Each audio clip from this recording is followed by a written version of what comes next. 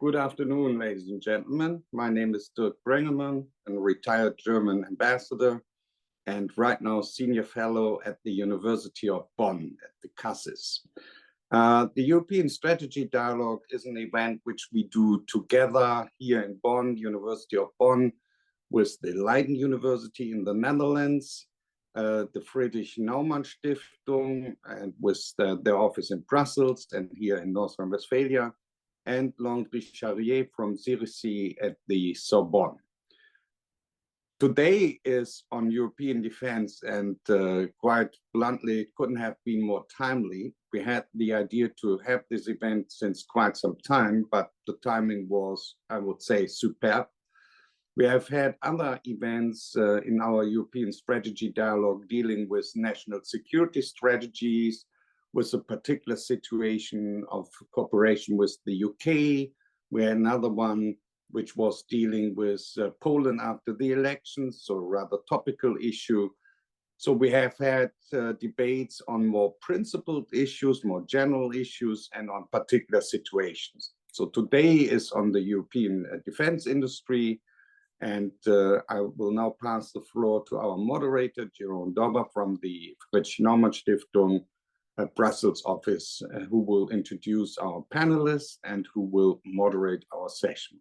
Thank you very much for joining, and I hope you will have a very good experience with this event today of the European Strategy Dialogue. Thank you. Jeroen. Yeah, thank you very much, Dirk, for the introduction. My name is Jeroen Dobber. I work indeed for the Friedrich-Naumann-Foundation in Brussels. I'm in charge of the Global Security Hub there, so specialized in security and defense. And very happy to be moderating the panel discussion that we have today on the future of the European defense industry. As Dirk already mentioned, it couldn't have been more timely. Earlier this week, the European Commission launched a new set of proposals related to the European defense industry, or a new strategy. And that's not a coincidence, because Europe has been, or the EU has been under pressure to step up defense production to not only support Ukraine in its fight against the Russian aggression, but also to build up the own capabilities again in the EU member states. That's important for the European security architecture, but it will also play a role for Europe in addressing various geopolitical challenges. That's what we want to talk about today. So we want to talk about the European initiatives that have been taken to address these challenges. Also go into the European defense industry strategy, or defense industrial strategy, identify the remaining challenges that are still there, and to explore new ways to make Europe's defense industry fit for the future, which is a big challenge ahead. We will discuss that with two speakers. The first is Ralf Thiele, who is a former Bundeswehr officer and the chair of the Political Military Society, and the chair of Eurodefense, so very relevant for this discussion. And Vassilis Theodosopoulos, who is a manager for security and defense at ASD Europe. It's the umbrella organization for European defense producers. And before that, he was at the EU Institute for Security Studies and the European Defense Agency. So also has very deep knowledge of the European defense industry. The way we will structure the discussion is that I will start with like an opening question for both speakers. And after that, we'll move straight away into a Q&A. I have a few more questions myself, but I invite everyone who called in to also join the discussion. We want it to be an interactive session, so please feel free to chip in. There's a Q&A function in the Zoom window, and you can enter your questions there, and I'll try to get as many answered as possible before the hour is finished. We have until 1 o'clock for this discussion, so I'll start wrapping up shortly before, around 5 to 1, to make sure that everybody can go to lunch and continue the day in time. So that said, I would say let's get started. And I'll kick off the discussion with a question to Ralph, but later on to Vassilis as well. What, in your opinion, are the main challenges that the European defense industry has to deal with right now, especially in relation to Russia's full-scale invasion of Ukraine? And what's your take on the European response so far? Well, looks a little bit like speed dating what we're doing today. I tell you why. Because 50 years ago, I finished my studies, economics, on the perspectives of political integration of Europe. And actually, we have not come too far during that time. 50 years, we have now 1 hour to speak about defense industry base that actually suffered all the 50 years along. And actually, I have very little hope it's getting better, just to put that right away. And it starts actually with a part of your question, which is Russia. Let me put it this way. When you look, where does Europe earn its money? Does it earn its money in Russia? No, it earns its money in Asia. It's going through the Suez Channel, for example. So in principle, our security challenges that we have are global, not just in Russia. And the ones in Russia, we don't take serious. Why don't we take them serious? When you look at car industry subsidies from the European Union, you easily enter in a 2-digit billion number of money. Here, Thierry Breton for the defense industrial base suggested something like 100 billion euros for the defense, and we ended up with 5 or 6 billion. So actually, this is not a serious problem, obviously, for the Commission. Otherwise, it would have invested more money to that. We can take that as another step that leads us forward in a direction that aims at a cultural change. But here again, we have a serious problem because actually governments want to make money with defense. When you look at the Brits and their stormy shadow, for example, you would suggest most of it goes to Ukraine. No, 2/3 of the sales go to Asia, 1/3 goes to Ukraine. So this is a kind of reference market that we have in Russia. And actually, we're looking to make money elsewhere. And so now having the hope that all the defense money would come from Europe is an illusion that we have right away. It are the governments that are striving to please their industry and make it stronger and create income. And so we have a nice attempt these days to deal with a Russian threat. Actually, Ukrainians are suffering because, as we also learn, we are not able to manage the challenges that we have. We promised 1 billion artillery shells and come up with 300,000. Now after we had 2 years of discussions where they should be bought, we find out that we possibly have to buy a lot of them abroad, so outside the European Union. So this gives you a kind of challenge now for our discussions that we have. So good intents that have not led to anything significant in the past. And it doesn't appear like this one is a significant kickstart as well. It's a good intent. But not much more, if I understand correctly, for now. Yes. Thank you very much for that. Vassilis, from your point of view, what are those main challenges for the European defense industry at this point, and what's your take on the European response so far? I will try to strike an overall slightly more positive tone than Ralph. I fully agree. Let's say that that we have a lot of challenges, not just Russia. Russia is the biggest and most immediate, let's say, threat in our doorstep, but there are more.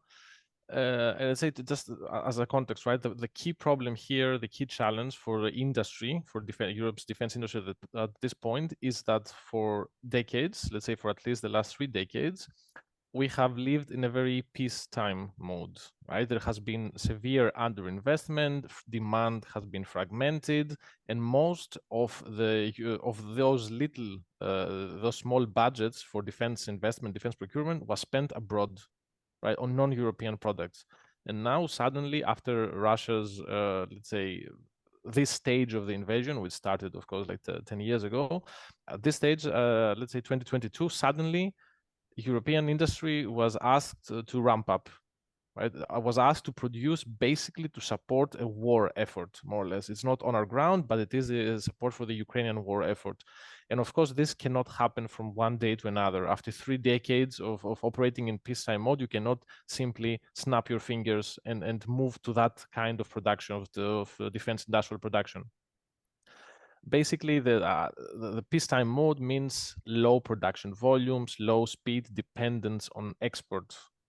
Right, and now we have to move to something very different, and this is a challenge because it takes time and money and effort, right? So this is the challenge basically that, let's say, this European defense industrial strategy and other problems, other initiatives that have been followed since Russia's full-scale invasion are trying to address.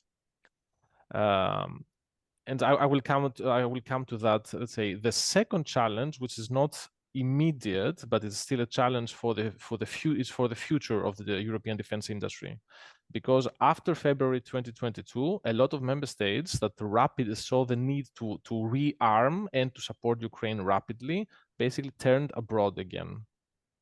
Partially because the European defense industry was still in this peacetime mode operation, because it takes time to ramp up, and member states suddenly realized, oh, I need something now, I need it today, so I'm going to buy abroad. Of course, this creates a vicious cycle, right? Because if you purchase let's say defense equipment that has a life cycle of 3 decades, this means that for 3 decades now you make a commitment to a different product, which means the European defense industry loses market share, loses revenues, loses the possibility of economies of scale, loses its capacity to invest, loses its know-how, loses its competitiveness, right? So in the if this cycle, let's say, continues in the future, if another crisis comes, then the European defense industry will be again in a even worse, let's say, position to respond to member states' needs. So as a response to this, basically there have been certain efforts at the EU level to try to increase, let's say, to boost the European defense industry and defense industrial cooperation between member states, right? And here just also, let's say, a sort of counterpoint to what Ralph said, that there is only so much that the European Commission can do, right? The European Commission has to function within the limits of the MFF and the EU budget. They have done what they could with the European defense strategy. We think it's a very, speaking as, let's say, representative of ASD, it's a good effort, it's a very positive step, but the money needs to come from the buyers when it comes to defense industry, and this is member states basically. So a lot will depend on the implementation and the member states buy in an effort, which is not necessarily matching the rhetoric so far. Yeah. Thanks for that. That's a good kind of broad overview that you gave there, and it also shows that it's very much a political challenge to get this going. About these initiatives that you mentioned, that's one question that I had. There's been a whole, so before the war, but also after, there's been a whole range of initiatives to stimulate this cooperation, but also production. The kind of joint development of weapons, joint production, or there's been an initiative to boost production. There's a procurement initiative. There's this ammunition initiative. What is your take on those initiatives? What has been very impactful so far, and where has that been? Have there also been areas where that's been a bit disappointing? What would you think of that, Vassilis? So yeah, as you said, there's been a number of things. Some of them are not really for industry, like for example, CARD and PESCO. Those are more about governments that are supposed to stimulate let's say, government-to-government, intergovernmental cooperation, basically, an exchange of information and some sort of, let's say, preliminary common or the joint defense planning. So those two specifically, CARD and PESCO, I feel they're underexploited. They have much greater potential than has been the case so far. Right? For example, PESCO could become more focused and more strategic, and with greater commitment, actual commitment from member states. And CARD should also be more embedded in national capability planning processes. But still, this is not really for industry. When it comes to the latest instruments, which is a DIRPA, so this is again incentives to member states to buy together to fulfill urgent needs, and ASAP, which is the basically support to industry to increase the production of ammunition and missiles. Both those are emergency instruments. They have a very limited scope, budget, and duration, and it's also very too soon to say anything about their impact until the calls are out and we have seen in practice how it works. Now we have a proposal for EDIP, the European Defence Industry Programme, which accompanied the strategy, which is supposed to extend the logics of ASAP and of a DIRPA. So, but again, this remains to be seen because this is still a proposal. It has to be negotiated and adopted and implemented. So in the future, where as industry, we think that the Commission has been more impactful, the Commission initiatives, the EU initiatives, is with the EDF. This has definitely been the most impactful instrument. We have seen a lot of positives there. It has enhanced cooperation, and of course, it's a valuable source for European defense R&D spending. At the same time, of course, there is room for improvement here because even given the needs that we're going to have and the demands from member states, EDF, European Defense Fund, will need a bigger budget, and it will need to become more strategic. So a multi-annual programming and let's say adequately funded flagship projects, and of course it must be also more efficient in terms of how it works on the day-to-day when it comes, for example, to intellectual property framework or the handling of classified information and so on. And of course, at the end of the day, when member states spend money on R&D, they want to make sure that something comes out of it, right? Useful to them. So there needs to be a better effort to convert R&D results into products and then capabilities bought by member states, bought and used. May I also add a couple of remarks? Please do. You won't be surprised that I have different views on the issues. Let me start with this one. I find the word suddenly absolutely inappropriate to what is happening. You see, we have 2 years of war, and suddenly somebody finds out that we have to improve our management in orders. It's nothing very complicated. We have not done that. So in principle, we are sleepwalking. Just to give the impression, also the EU is sleepwalking on the issues. Then the EU is a peace project, which is good. So this is no critics. The problem is most of the decision makers are very sophisticated in business, economy, and peace, and have little glue on the military issues. This comes up then in decisions, in wondering how things develop. In fact, if you want to drive forward a defense project, this is what we are doing now, or want to do now, you have to understand how war functions. What is the future of war? What kind of technologies now become to a very important issues have a role. For example, artificial intelligence, one of the most important things that have been in the planning of the military in the 30s. So nobody was actually a few were expecting this kind of technologies. And when you now look at the EU again, what we do in quantum, which is a real big thing, quantum technologies, space technologies, artificial intelligence, and many others, you see the EU sleepwalking as well. And this is directly the connect between industry and armed forces, because slowness in modern technologies, disruptive technologies, also brings forward weak armed forces. This is a very close thing. And this, again, is not a separate thing that you have to look at. You have to interlink it, in fact, with the armed forces, because what do they want? If you ask Norwegian, he wants winter-proof fighting equipment, helicopters, whatever. If you ask Spain or Italy, they want desert-proof. Those are not the same equipments that you have. So in principle, when you look at promoting industrial capabilities, you need to be clear about what are the governments asking, because industry wants to make money. for money, they have to sell. To sell in Europe, there needs to be an understanding of what is wanted. So if you don't get the customer right, means the armed forces, and align them up, these whole industry efforts will go somewhere, but don't help us very much. So you can see this is a complex spectrum where a lot of good-minded people are now starting to become actionable, but not really knowing what they're doing. And this is a real critical item for success, because and you see the planning lines in 2 years, so 26, 27. This won't help the Ukraine very much. In between, it will help us perhaps later. So all of these things need to in a kind of, what should I say, sense of urgency, need to be dealt with. What are we going for? What are our aims? Where do we have collective interests by the member states?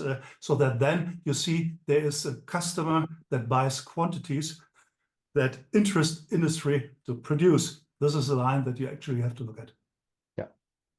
Thanks very much for adding that, and for also kind of adding the sense of urgency there. And I think it's a very interesting point that you make, that we shouldn't only talk about production, but also about markets and how we stimulate things there. I see that there are some questions that came in from participants already, which is great. Yet another one now.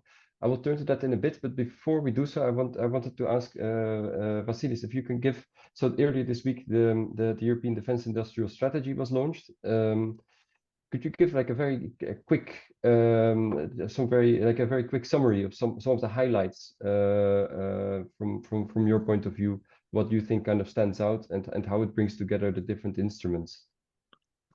So this is a tough question, because it's a very wide-ranging and complex, let's say, strategy, and we're still analyzing it, of course, because it came very recently. It's like at a high level, it marks a paradigm shift, at least when it comes to the EU, how the EU deals with defense, right? Because defense was supposed to be about defense industry about more competitiveness, right? Now we see defense industrial readiness, a more defense industry for war, basically. So this is a mindset. This is a mindset change in the EU, which is welcome. And the strategy basically tries to cover everything from planning to procurement, to defense industrial production, to security of supply. So it's very broad ranging. And let's say, from an industrial perspective, we see that there is a goal basically to ensure also that EU defense budgets for acquisition stay in Europe and are invested in European industry to ensure this. So this is something, and we have concrete goals now. So even 50%, let's say by 2030, 60 by 2035. This is very welcome. Now, when it comes to EDIP, which is part of the strategy, we see very little cash, as Ralph said, 1.5 billion, but this is the money that basically member states gave to the Commission to work with. But still, the defense industrial strategy, let's say, and the EDIP create a box which we hope in the future, and not the far future, we will be filled with much more resources. But at the end of the day, the success of the strategy rests with its implementation, of course, and this depends a lot on member states' buy-in and actions going forward. Yeah, thanks a lot. I think that's important to get an idea for the rest of the discussion, what is out there, what the plans are. Ralph, do you have anything to add from your point of view? Otherwise, I move on to the participant questions. We have 4 lined up. I'll deal with them in a chronological order. The first one is about the Europeanness in all of this. So that's one of the participants who asks, is a European solution really better? I've lived a few years in Korea and think that Korea has a better equipped army with a higher readiness at lower cost. Ralph, do you want to give that one a go from your point of view? Is there a need for a European solution to these issues? I love the question, actually, because the Korean example is wonderful.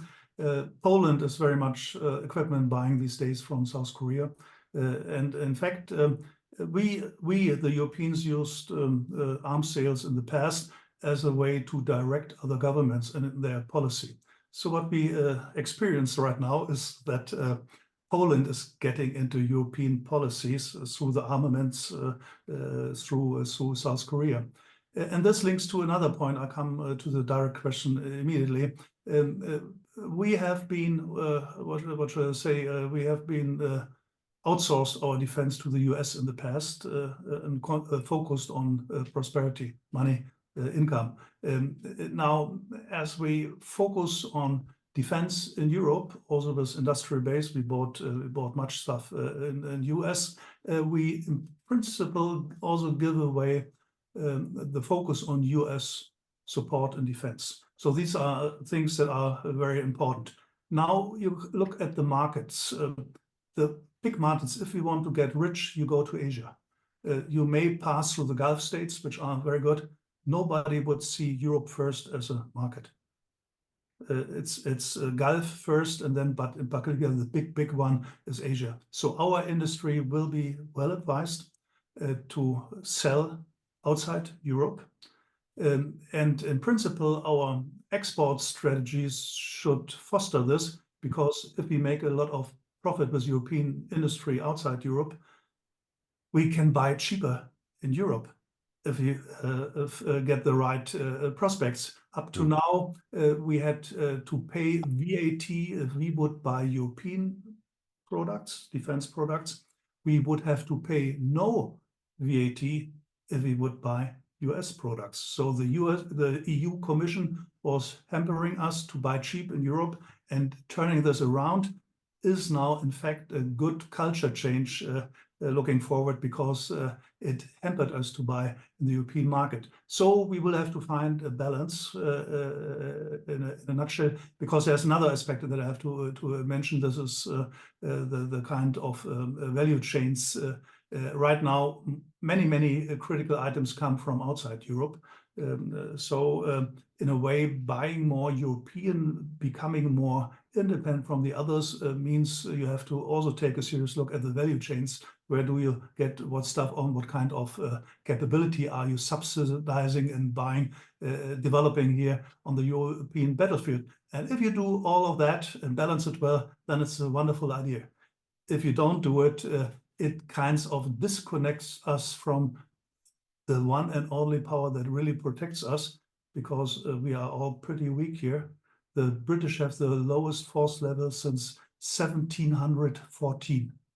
I find that remarkable. So just so there is nobody here but the Greeks and Turks, but they need their armed forces against themselves. So there is nobody here that rescues us but the US. And as long as we don't develop strengths militarily and beyond that in security-wise, because security and defense are linked to communication, satellite capabilities, all kinds of things, AI for business intelligence and other things. So if we don't develop the strengths, we desperately need the US for our security. And so you see, this is the kind of repercussion we have in the end, the backdrop when we focus now on us and tell the Americans go. We are fine. You have Trump. We have us. Go away. Who is going to protect us? Because our production lines, our capabilities are all not very impressive. Thanks for that, Vassilis. Do you have something to comment on that? Yeah, of course. Like, I'm contractually obliged, right? When we're asked about, let's say, to comparing products. So very quickly, the readiness of the armed forces is not an industrial matter, right? This has to do with the member state and the doctrine and everything. And South Korea, of course, is a country that is, has to be on high alert all the time, like Israel, for example. So readiness is one thing, is not defense industry related strictly. In terms of products, I would say that, let's say, we all have also heard from, let's say, like our customers, so the armed forces, that they are very pleased with European products. There are certain benefits and drawbacks, of course, and you always pay for what you get and vice versa. There's a cost value benefit here. But there's also another question. It's not always, and it's not only about performance, whether or not to buy European or buy, let's say, non-European. When you buy non-European, you immediately have certain risks. First of all, security of supply. If your supplier is no longer willing or able to provide you, you're naked. you don't have anything. You need, this is what security of supply means. If you have it on your own, you control it. Then you are vulnerable to crisis disruptions, as Ralph said. If there is a disruption in the global supply chain, if you buy it elsewhere, again, you have problem. If you buy elsewhere, you are limited in customizing the equipment, tailoring to your own armed forces needs. In some cases, you may also have operational limits. For example, your supplier can oblige you to not do certain things, can prohibit you from doing certain things or using the equipment in certain cases, or from transferring it to your partner who needs it, for example. Right? And of course, you renounce technological sovereignty, because if you buy elsewhere, you don't invest in developing your own products, which means you will fall behind the technology leadership ladder, and which is bad also for the future. And of course, you have the economic impact, if you want to put it that way, because if you buy abroad, you pay your taxpayers' money into someone else's labor force and taxes and R&D base and so on, right? And if you don't have your own industrial base and you do not have the capacity to sell also outside, you lose the strategic influence that comes from exporting, because export is not only industrial, that doesn't only bring you money, it also brings you, your armed force and your government strategic influence. So there's a lot of downside to buying abroad. Unfortunately, for many years, our governments were very focused on where can I get the thing quicker, cheaper, and not looking ahead in a more strategic, with a more strategic, let's say, outlook. Yeah, which is probably why it's good that there is an actual strategy now, although underfunded, but something that can help pointing in that directions. And thanks for adding that, Vassilis. I think that kind of double whammy is also an interesting one, that when you buy abroad, not only there's a financial loss in Europe, but also in terms of knowledge and product development. That's also another one. There's another question which is more about the fragmentation. I mean, that's something that you hear often, that Europe's defense industry is very fragmented. And one of the participants asks, will the European defense industry need a consolidation process to be able to compete again and to achieve high production volumes? What I don't know if either of you wants to comment on that. Is there a need for that? Does the defense industry need to consolidate? Or can that be addressed by cooperation? I would, if I may, I would in principle ask rather for the opposite. Actually, when I think when the Cold War ended, the German defense industry had something like 400,000 people that worked in it. We today have 70,000, so there has been a lot of shrinking in it. Along with it went a couple of cooperation projects on the European side. Today, when you look at when we build aircrafts or so, you see 2 or 4 at the same time being fabricated. When I look produced, when I go into the US, I see the whole Air Force in one hall being produced at the same time. So in principle, we have to grow.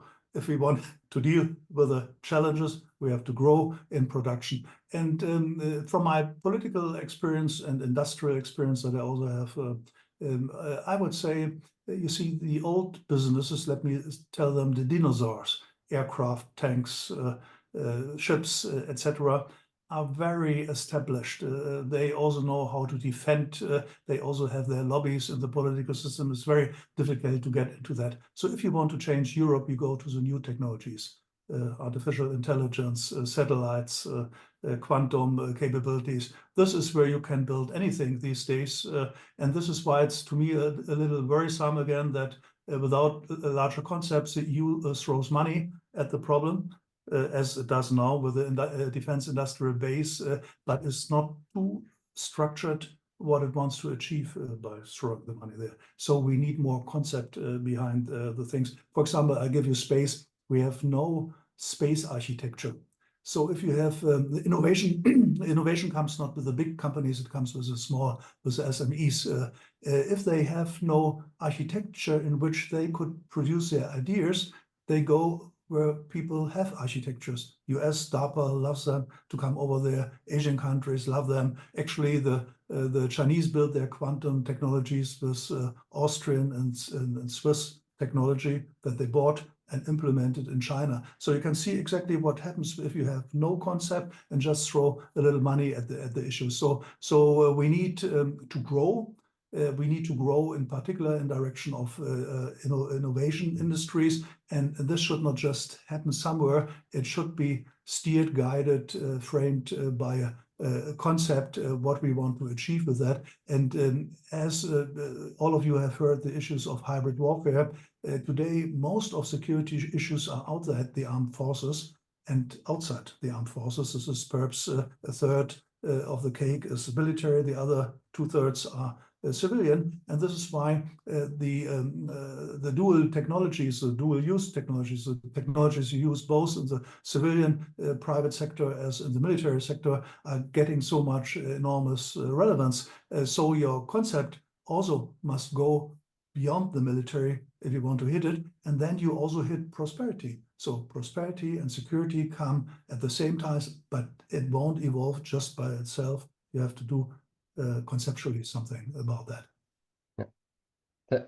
Thanks a lot for that.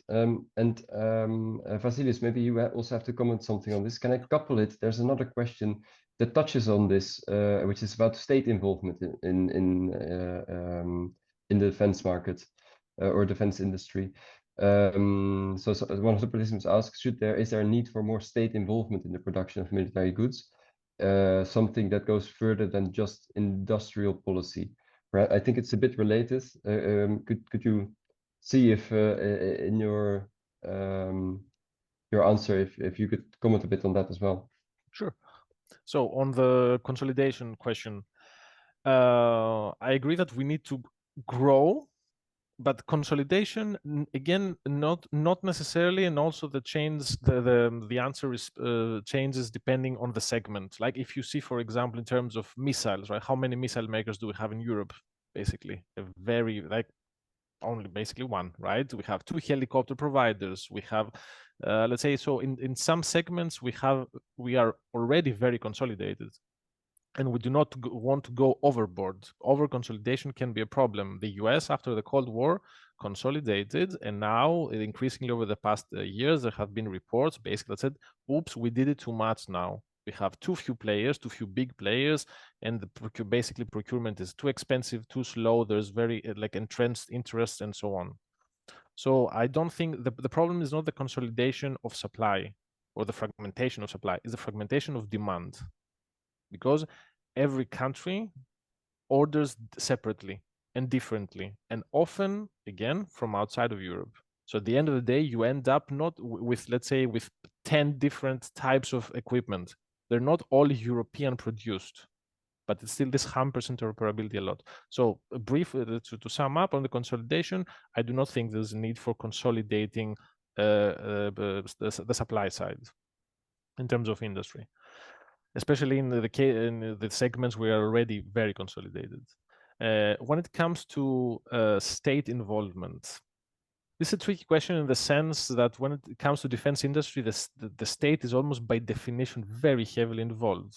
It's the sole customer, is the regulated, it's a very heavily regulated industry. It is the sponsor when it comes to exports. It is involved in setting the operation, the requirements, the technical requirements of the equipment. And this is a sector that is very demand driven. It is very rare that the company will start developing something out of the blue without a signal from the demand side. In certain countries in Europe, most of the biggest, let's say, defense suppliers are owned by countries, right? By governments, by the state. It's not by governments, by the state. And if they are not owned, they have very close relationships. They might have, let's say, golden share, or they are parts, let's say, shareholders. So the relation is very close already. And I think the response to this question would change depending on the country where you ask it, basically about further involvement. Yeah, okay. Thank you so much for that. And then you kind of with the two of you kind of answered part of the next question as well, which was partially about building more transnational industrial entities, which I read also as a form of consolidation. But there's another part in that question, which is about procurement. So it's about a proposal to federate foreign policy and defense, and to make one, so to make that a federal competence at the European level, I presume, and to make one procurement satisfying one defense strategy, a European defense strategy, instead of 27. What I read into that question is, I think it's about joint procurement. How much potential is there for joint procurement at the European level, do you think, and how much can that be connected to a European strategy? May I start again? Yeah, please. It's a challenge in many ways. I give you two examples just between France and Germany, whose what should I say, whose cooperation should be core to any European development. So I'm very positive on that, even if I speak critical now. When you look, French modernization or industry policy in general, not just defense, is driven by the president and his office, who in principle develops thoughts of what kind of strategic industries should be French dominated, or with a heavy impact on that. German industry is not driven by the chancellor. We are more and less parliamentarian driven, so bottom up in a way, and we look in principle at exports in a general term. So it's already between these two countries very difficult to come up with a common ground. With whom do you communicate? In France, you communicate with the president. In Germany, you have a mobile of 100 participants in the game that feel involved and have stakes in that, one thing. Number two, when you look in land industries, so tanks and other things, and you want to get companies together, there are, of course, industries not just nice. So some of these joint ventures are used to check out what customers do the others have. Can we have access to that? So industry is very cautious in cooperating. Perhaps a third one, when Tom Enders was still CEO of Airbus, he wanted to go along with BAE to be competitive on a global scale. The EU prohibited this. So in principle said we rather want to have regional players here, not one getting too big. So you can see from all these aspects, this is a very challenging process driven by national objectives, which are very different. And I mentioned my 50 years experience in that now, and they have stayed different. So we have got a little bit more together in the past. Borders, one of the big achievement, currency, but when you look in principle, these have stayed national states with national interests, with national prosperity interests, with national security interests, and they allow the Commission to do as much as they want. So they normally don't send their best to the EU. Which is also an important thing. So they want to keep the EU, the Commission, to be relatively weak opposed to the governments. So there is a good demand to grow in its jointness, cooperation. This is very good. But when you look, you go down in the weeds of practical policies, you see all these tremendous obstacles. So that's again why I come to this point. Don't stay in the past. Try to take future projects to shape this environment. This would be my, and don't also another important things, don't go just to the big players because they just eat up your money. Big players don't go for innovation because they make much more money with old stuff. Old stuff is risk-free. The innovation comes from the small companies. So my focus would be go to SMEs, give them perhaps big partners at hand for all this lead system integration stuff. You need a big partner to help set that up, but take the innovation from the smaller ones. So this would be my way how to move forward to more integration, more consolidation that then pays off on global markets to include the European market. Yeah, thank you very much. I think that was a very comprehensive picture. Vassilis, joint procurement, what do you think about that? What's the potential? It's happening already on a smaller scale and in quite a limited domain. Indeed, it is happening. I'm sorry.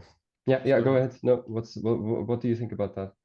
It is indeed happening on a small scale with challenges. It has a lot of potential, but again, we have the usual problem, let's say, is national interests, right? Because there are different economic interests, national industrial interests, foreign policy, strategic interests, let's say operational differences in what exactly kind of equipment I want. There's the challenge, for example, that I want it now because my equipment, let's say, will be obsolete, let's say, in a year, and yours will be obsolete in 5 years. So even though we're going to buy the same thing, we're going to buy it separately at different times. So we might buy different things at the end of the day. So there's a lot of challenges from budgetary alignment to procedures to export controls to industrial policy to economic to strategic to military requirements. All those things are challenging, of course. And this is basically one of the key, this group of issues, basically what holds joint procurement efforts back in general. And this is what, again, the Commission is making a valiant effort to address those issues, to incentivize member states, and this is the core of the latest, the core list of some of the latest initiatives. So EDIRPA, which is basically incentives for joint procurement to cover urgent needs, and the recently proposed EDIP, European Defence Industry Program. So those have a very, the Commission tries to find ways to incentivize exactly this, joint procurement, in multiple ways. And again, there's a lot of potential, but it is challenging. And as the history, let's say, of European defense industry, industrial cooperation over the past decade shows, many times we fail. We cannot cooperate for different reasons. Hopefully, the things will start changing because hopefully it will become evident that this is the way. This has to be, in a way, the way forward. We need to pull together. Thanks a lot for that. I think indeed it's interesting that it's being tested, or there's kind of like a small instrument for it now, but there's probably potential for that on different levels as well. There's another question, so it's a slightly related question about the idea of Commission President Ursula von der Leyen to create a new position in the European Commission. So that would be in the next European Commission, in the form of an EU Commissioner for Defense. What could that, so if that position were to emerge, what could that person, what could that commissioner achieve, and what processes could he or she initiate? And if I can add something to that question, also, what could or should that role look like vis-a-vis the High Representative? Because I think there might be some kind of overlap in portfolios, or might be interesting to see how those positions relate to each other, because there are some responsibilities with the High Representative as well. I don't know if you've given that some thought. I mean, there was a proposal that came out. I think it's in one of the party programs. I don't know if you've given that some thought already, but if you have, Vassilis or Ralph, could you comment on that? Sure. Can I go first? Yeah, please go ahead. So yes, of course. Again, let's say this position is often referred to as a defense commission, right? It has been referred to multiple times. At least my understanding of this, and I think it was clarified at some point, that we're talking about a defense industry commission, right? Because currently in the commission, the defense industry portfolio, defense industry and space, belongs to a commissioner that deals with digital policy, internal market, and industry and space, defense industry and space. So my understanding of it is that simply we're talking about carving out the defense industry space as a separate thing, basically, and not going into actual defense, which is basically a national prerogative.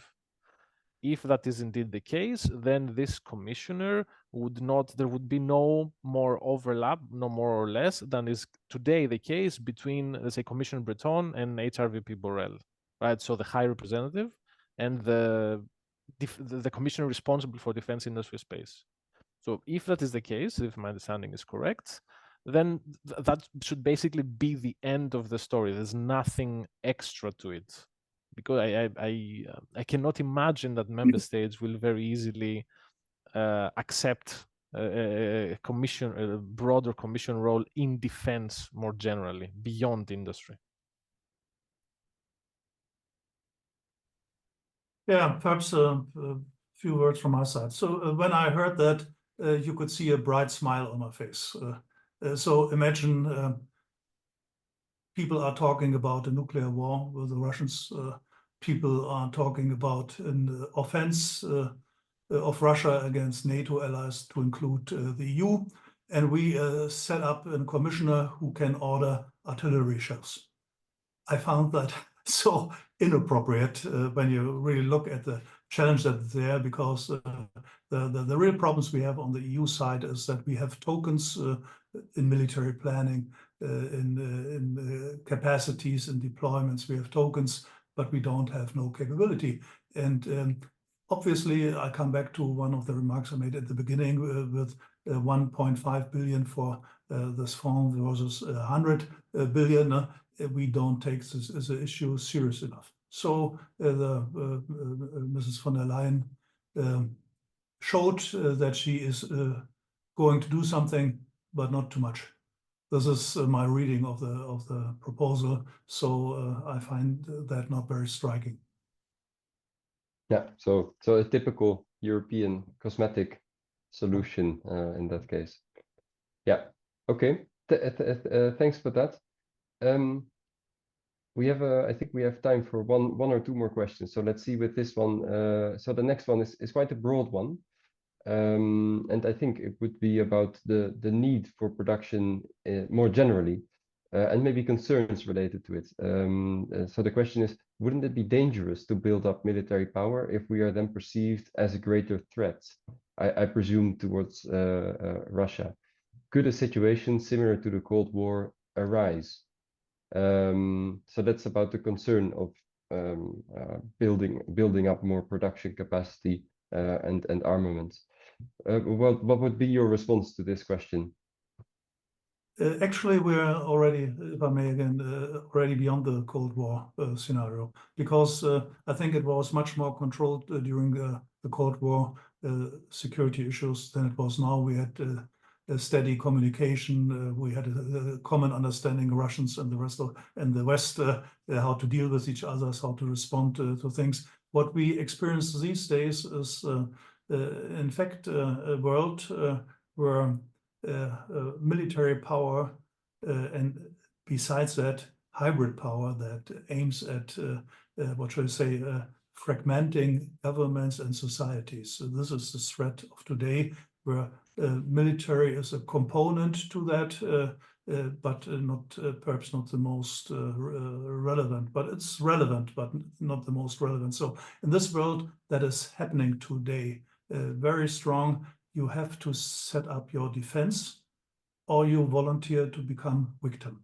These are the things. You either are an actor that is respected, or you become victim. So you need all your instruments, foreign policy, diplomacy, business, economy, R&D, and in the end, interior, of course, police and all these things, secret service, intelligence services, and armed forces. You need to have a composition of all these things. And the illusion of the European Union just neglecting most of it and just coming to terms with regard to currency and market and leave the rest to the others is not appropriate. It makes us victim. And for this reason, we have to do something. Of course, we can fight hard, which is the best way.